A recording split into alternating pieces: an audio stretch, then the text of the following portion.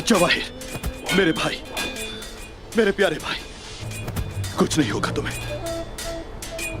बहादुरों की हड्डियां खत्म हो जाती, नाम जिंदा रहते। एक बहादुर सिपाही के तौर पर लड़े, अल्लाह की बारगाह में सुरखरू हो गए। मैं अल्लाह की बारगाह में आराम से जाऊंगा, ये जानते हुए कि मैं हक का साथ देते हुए शहीद हुआ। अशहदु अल्ला इलाहा इल्लल्लाह।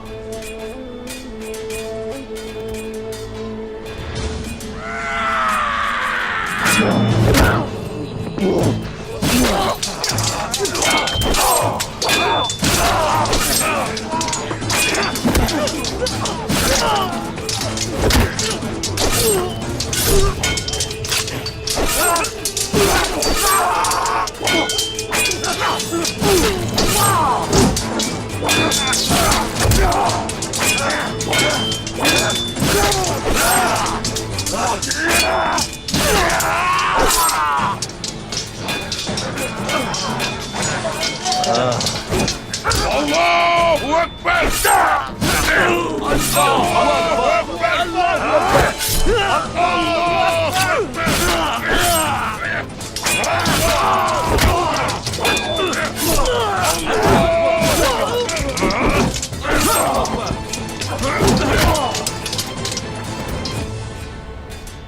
मेरा वक्त आ गया, लेकिन तुम्हारा भी दूर नहीं।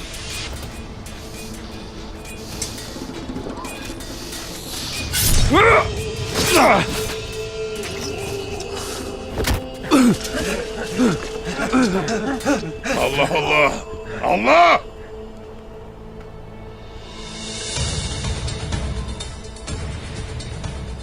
अरे माशाल्लाह सोलगुरा, आपने धाड़कर सालिमों के दिलों में खौफ डाल दिया। शिकारी की तरह लड़े आप, माशाल्लाह। वो मुझे शेर का शिकारी कहते हैं। जब उस जाहिल ने मुझे आपका कहा तो मैं आपके पास पहुंच गया। अरे शुक्रिया, लेकिन आपने यहाँ पर शेरों का शिकार नहीं किया, बल्कि कुत्तों का किया है। उम्र दराज हो। अगर आपको कोनिया में परेशानी का सामना करना पड़ता है तो यूं समझे मैं मौजूद हूँ। आपकी उम्र दराज हो। आपकी भी उम्र दराज हो उस्मान साहब। माशाल्लाह। तुम तो हलीमा खातून के बेटे हो, जिसने अपनी औलाद की बेहतरीन परवरिश की थी। अगर उन्हें मालूम होता कि तुम अपने भाई से मुंह मोड़ लोगे, क्या तुमने कभी सोचा कि वो आखिर क्या करती? ऐसा मत कहें, मैंने अपने भाइयों से कभी मुंह नहीं मोड़ा। तुम जानते हो कि मैं तुम्हें हमेशा पसंद करती थी। सोचती थी हलीमा ने अपने बेटों की कितनी अच्छी तरबियत की है। एक भाई दूसरे भाई की गैर मौजूदगी में लड़ा और उसकी हर चीज का दिफा किया। मेरे दिल में कोई बुराई नहीं, मैं अब भी उस्मान का साथ देता हूं।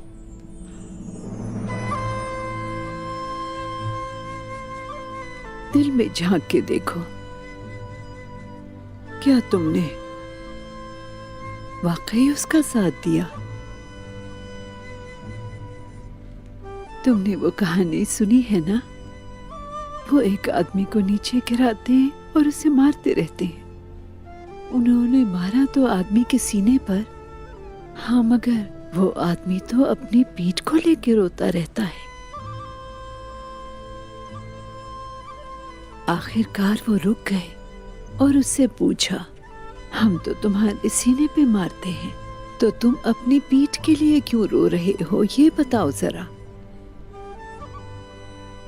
जानते हो वो क्या कहता है? अगर किसी ने मेरी पीठ का दिफा किया होता तो तुम मेरे सीने पर कभी नहीं मार सकते। भाई हमेशा एक दूसरे की पुश्त पनाही करते हैं। अपना ओहदा संभालो जाकर। चलो जाओ।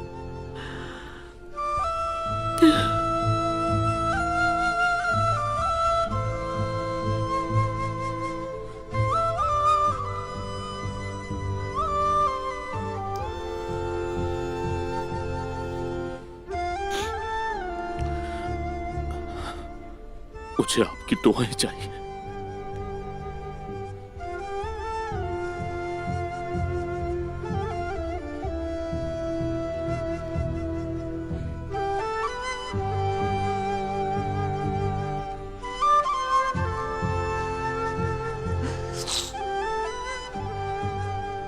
मैं तुम्हारी शक्ल नहीं देखना चाहती। जाओ यहां से।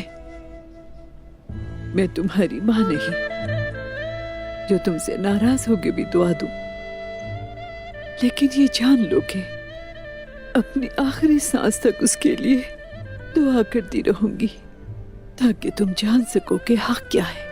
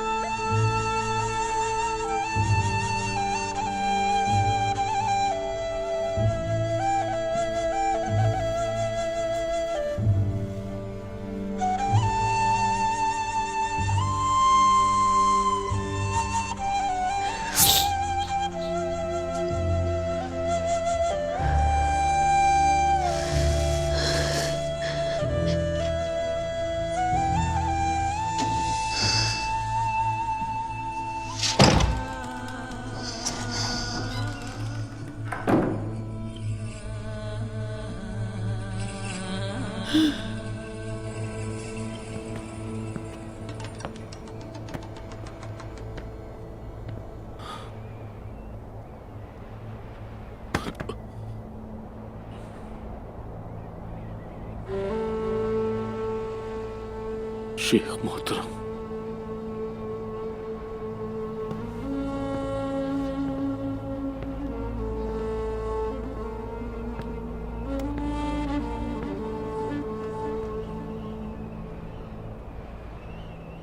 मेरा दिल परेशान है।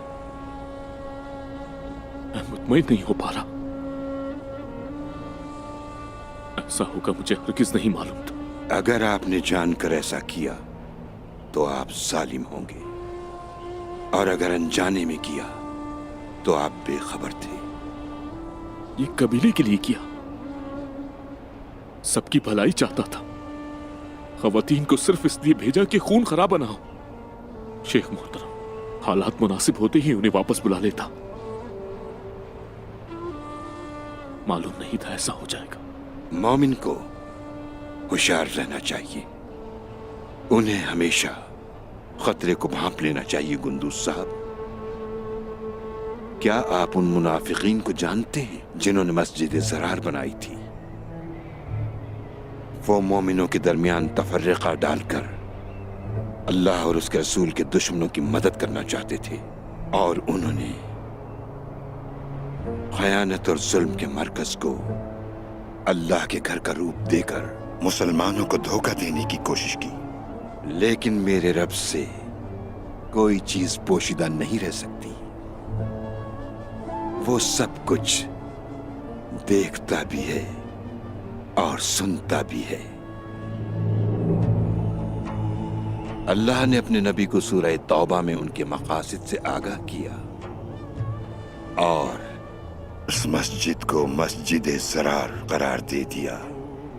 बुराई की उस जगह को जिसे मस्जिद कहा गया, अल्लाह के नबी ने बुराई के उस घर को तबाह कर दिया।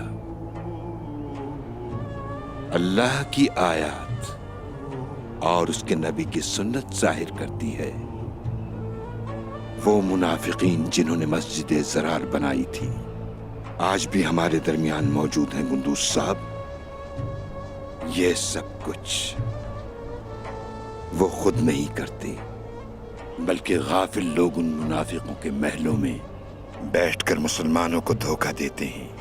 वो खुद को तबाह करने के लिए ये सब कुछ करते हैं। मैं हमेशा मुनाफिकों के खिलाफ खड़ा रहूंगा शेख मोहतरम,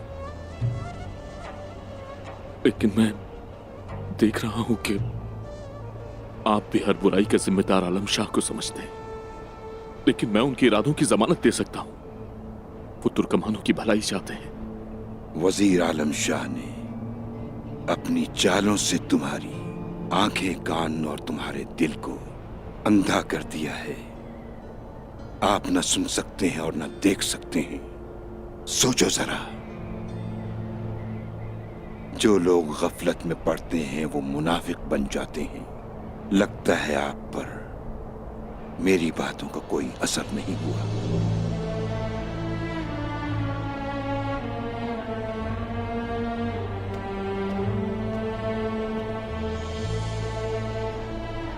गुंदूज साहब, अगर आप गफलत की नींद से बेदार होना चाहते हैं तो अपने जमीर के तालिब इल्म और नफ्स के मालिक बन जाएं।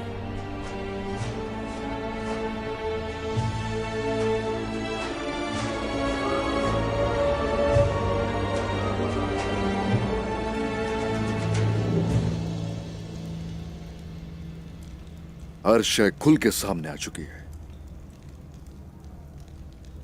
वजीर आलम शाह और गेहातो साथ हैं एक दूसरे के। बिल्कुल ये जाहिर है, लेकिन अब हमें क्या करना चाहिए? हमने अब जो करना है वो भी वाज़ेह है। वो दोनों वाकई एक साथ काम कर रहे हैं। सुल्तान मसूद के सामने ये साबित करना पड़ेगा। और ये मत भूलो, गेहातू और वजीर लोगों को गाफिल करने में बहुत माहिर हैं। और सुल्तान मसूद, उनकी कोई इत्तला? क्या वो महफूज हैं या वो भी? ओह, अल्लाह सलामत रखे उन्हें। अगर उन्हें कुछ हो गया तो यकीन जानो हालात बहुत पेचीदा हो जाएंगे यहां पर हर किसी के लिए। अल्लाह उन्हें सलामत रखे और आसानी वाला मामला फरमाए। सुल्तान मसूद के साथ मैंने काफी वक्त गुजारा है। वो एक मजबूत इंसान है, इंतहाई मजबूत। जल्द बेहतर हो जाएंगे इंशाल्लाह। इंशाल्लाह। यकीनन सुल्तान तो बेहतर हो ही जाएंगे, लेकिन उस्मान साहब, हम उन जख्मों को कैसे भर पाएंगे जो उन्होंने आपका कबीला और मुझसे मेरा कला लिया, जबकि हमारी रियासत समझती है कि हम गद्दार हैं। ऐसे में हमें अब क्या करना चाहिए?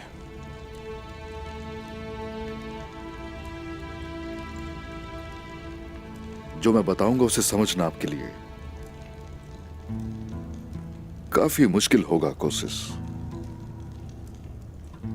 हम लोग किसी भी चीज के मालिक नहीं है जो उसके लिए गमगीन हो। हर चीज का मालिक अल्लाह है।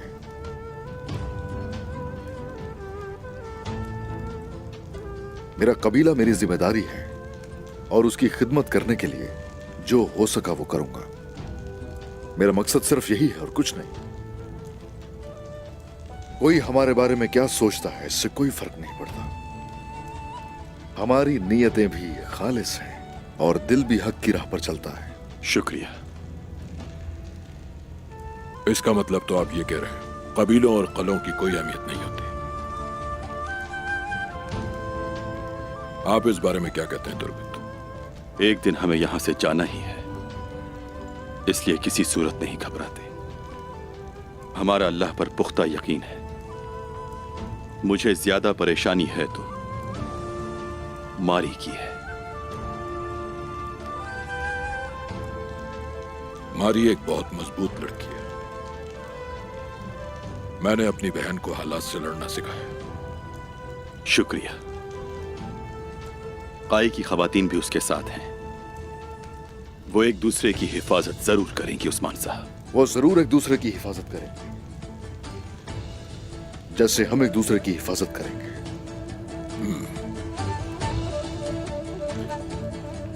रब हमें मिलकर लड़ने की तौफीक अता करे इस मकसद में। आमीन। मैं अपना कला तो जरूर हासिल करूंगा और अपने लिए बेहतरीन रास्ते का इंतखाब भी। और अब तो आपसे मेरी कोई दुश्मनी भी नहीं रही, बल्कि अब तो हम दोस्त बन गए। तकदीर बहुत से दरवाजे खोल देती है। कौन हमारा सबसे अच्छा दोस्त है और कौन हमारा दुश्मन, ये अल्लाह के सिवा कोई भी नहीं जानता। हाँ, अब आप भी तो देखिए मेरे साथ हैं। उसी का काम है ये, हमारे बस में नहीं।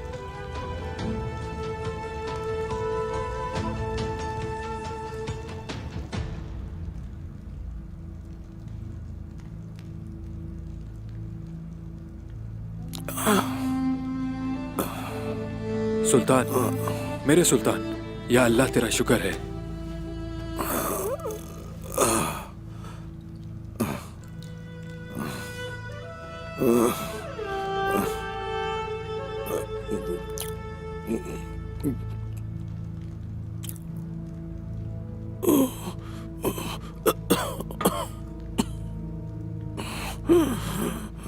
किसने, आखिर किसने किया ये मेरे साथ? उस्मान ने मेरे सुल्तान। उस्मान।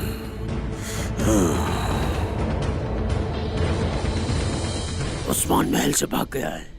हम उसे तलाश कर रहे हैं। वो कहते हैं कि वो कोनिया से फरार हो गया है। सुल्तान अभी जिंदा है। उस्मान, तुम फिर बच गए। हाँ, लेकिन तुम्हारा सर आखिर में मैं ही काटूंगा। काई सरदार गुंदू साहब आए हैं। आने दें।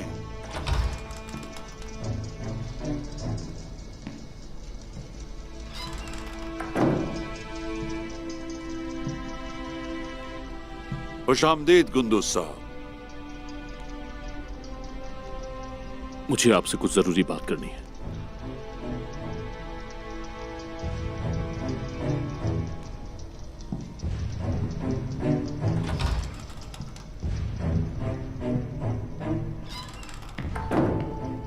खवातीन पर जिन्होंने हमला किया वो कौन थे? बताएं वजीर आलम शाह। हाँ, सुना है और सिपाही भी भेजे हैं मैंने वहां। सुना है कि ये सब जूलिया ने किया। उसके साथ निकोला भी है। अफसोस के वो खवातीन के सामने ही ताकत दिखा दे।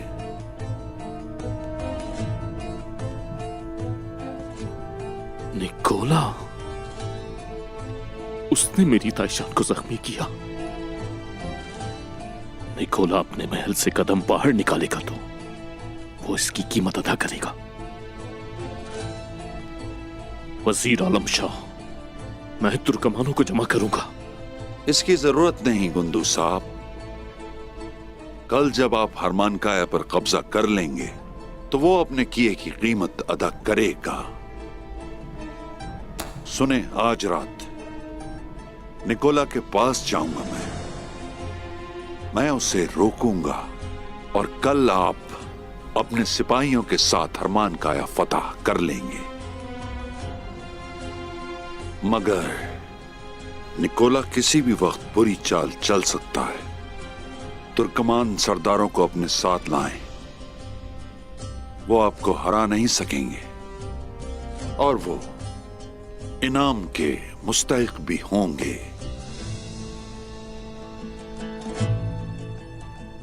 हरमानकाया का ताल्लुक काई से रहेगा हमेशा।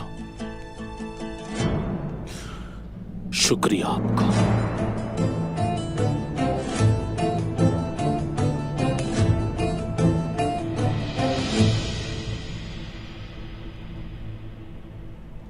एक बुरी खबर है गुंदू साहब। मैं आपको परेशान नहीं करना चाहता, मगर मुझे कोनिया से खबर मिली है। उस्मान कोनिया में है। उसने सुल्तान से बात भी की है। शुक्र है या अल्लाह, तेरा शुक्र है। उसने सुल्तान की पीठ पर छुरा घोंपा। उसने उन्हें मारने की कोशिश की और फिर भाग गया। क्या?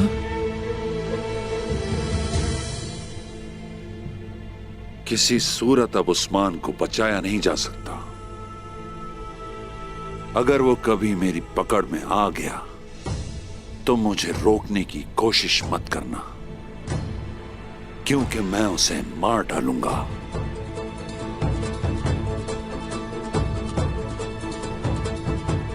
और आपके फराइज कबीले के सरदार के तौर पर जारी रहेंगे। अपने लोगों को उनका हक दें।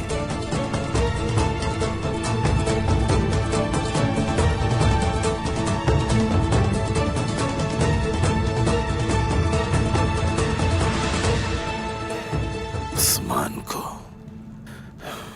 तलाश करके उसे जिंदा मेरे पास लाओ।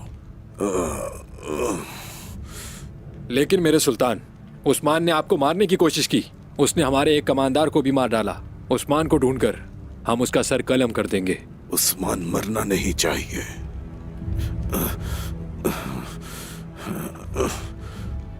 मैं उस शख्स से जाती तौर पर खुद पूछूंगा। जाओ ढूंढो उसे।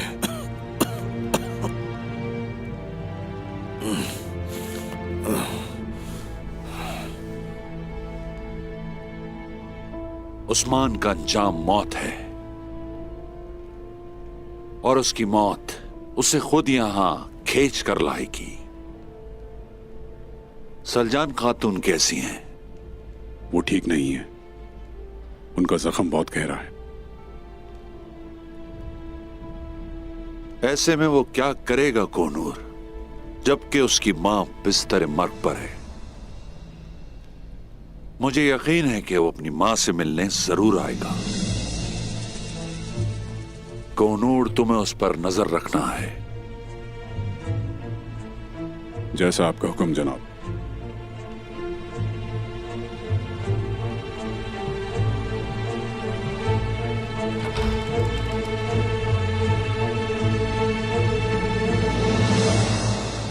ए सलामती वाले रब, जालिमों की चालों से, मुनाफिकीन के शर से खौफजदा मैं कभी नहीं हुआ। हमेशा तेरी ही बारगाह में पनाह लेता हूं। तेरे ही इनाम पर हमेशा तवक्कल करता हूं। या रब्बी, या रब्बी, मेरी नस्ल को इस काबिल बना कि वो तेरा नाम और दीन पूरी दुनिया के चप्पे चप्पे तक फैला सके। तेरी राह में काफिरों का सामना करने के लिए, जिहाद करने के लिए ऐसी कुव्वत अता कर कि मैं साबित कदम रहूं मेरे अल्लाह।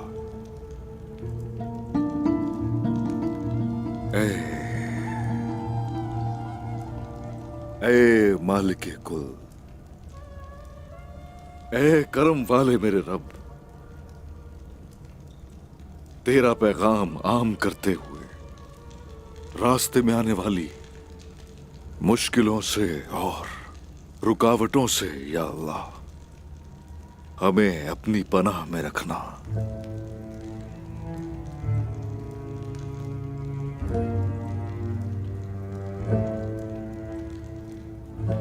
ऐ अल्लाह, अगर आज मैं इन हालात में फंस गया हूं तो इसकी वजह वो मुबारक रियासत है।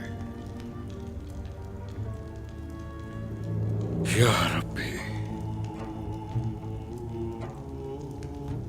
इन झूठे इल्जामात के खिलाफ मुझे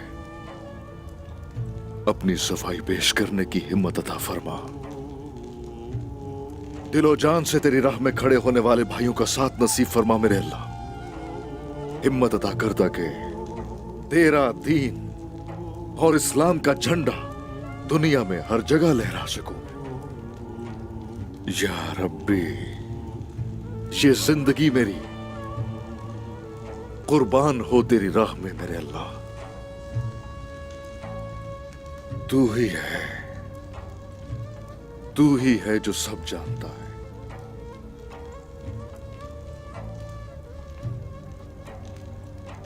सामने आने वाली हर दीवार को मेरे अल्लाह नेस्तो नाबूद करने की ताकत अता फरमा।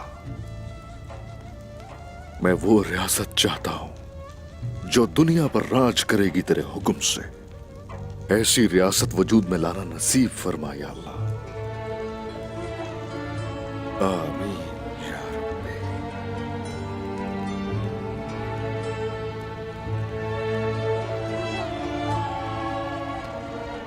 आमीन।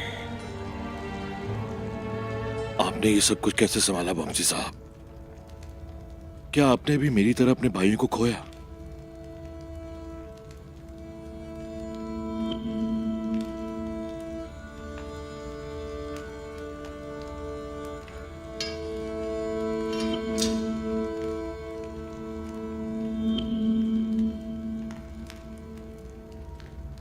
मुझे कोई मशवरा दें।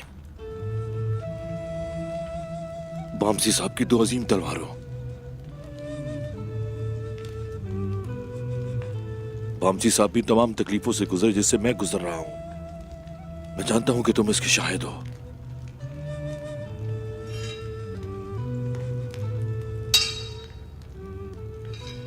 उन्होंने इसे कैसे संभाला, मुझे बताओ। हाँ? मुझे बताओ।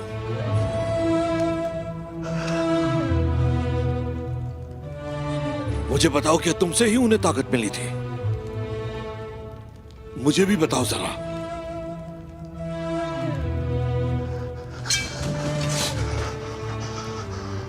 कुछ तो बताओ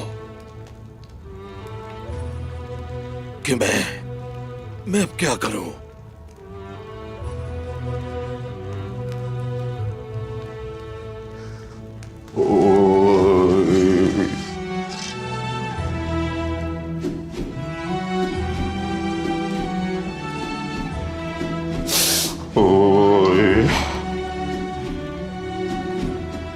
मुझे बताओ, बताओ मुझे। मेरा एक भाई शहीद हो गया। मुझे समझ नहीं आ रहा कि मैं अब क्या करूं। क्या करूं मैं अब, बताओ। मेरा फर्ज क्या है? क्या है मेरा फर्ज? क्या है मेरा फर्ज?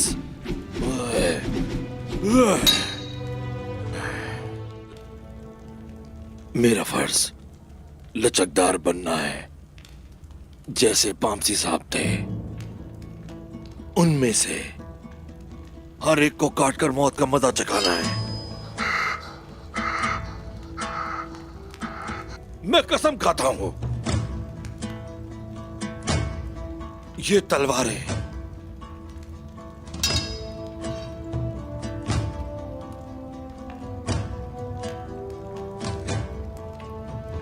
उनमें से हर एक को काट डालेंगी।